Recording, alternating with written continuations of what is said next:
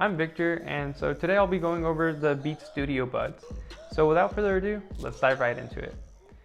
So right off the bat, these guys are semi-new, coming out I believe this year, around $150.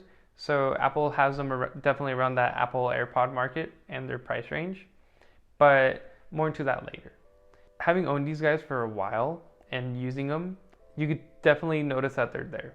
And what I mean by that is, well, I'm coming from the AirPods 2, and these guys are a lot smaller. I can slip them into my pocket and they won't make a noticeable bulge, or I won't feel them when I'm walking or sitting down. That wouldn't be an issue if you're a gym person or simply put these in your bag, and then you wouldn't have a problem with that.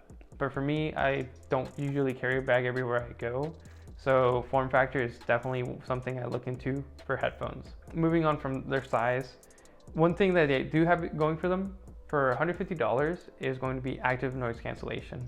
So if you're trying to get into that headphone market that has decent active noise cancellation, or just want something that you can take over, like again, to the gym, outside of work, or you're just on your break wanting to block out the noise, your conversations, for $150, they do their job pretty well. Their sound quality, although not the best I've heard from Beats, are actually going to be really good. We all know Apple AirPods aren't the best or decent, but these guys are around like 2 or 3 steps above those. Just because they're buds, they have those rubber ear tips, they cancel that noise out. You're just getting a lot more defined music quality, I guess. That's the best I would describe it. You're just getting more detail overall listening with these guys. Another thing you are getting with these guys is going to be 24 hours of battery life was the case.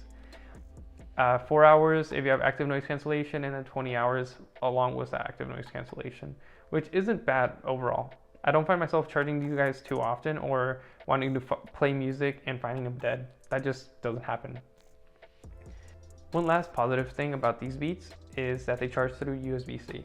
They're gonna have that quick charging, that universal charger for those people who have Androids, or maybe you have an iPad.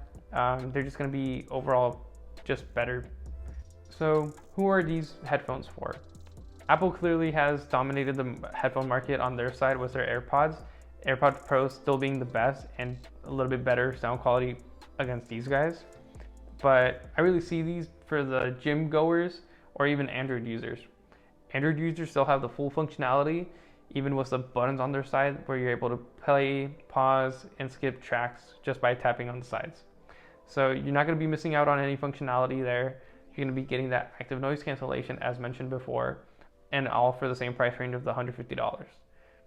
So it's really good if you're not an Apple user. And if you are, I'd probably recommend you towards the AirPod products.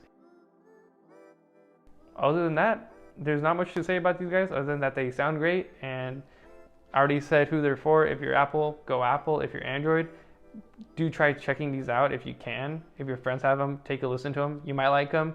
You might not mind the form factor if you're tossing it in a bag. So thank you for watching the video. Leave a comment down below if for what you guys want to see next, or if you have any suggestions or ideas on what I could do better in this video and future videos. Other than that, I'll see you in the next one. Peace.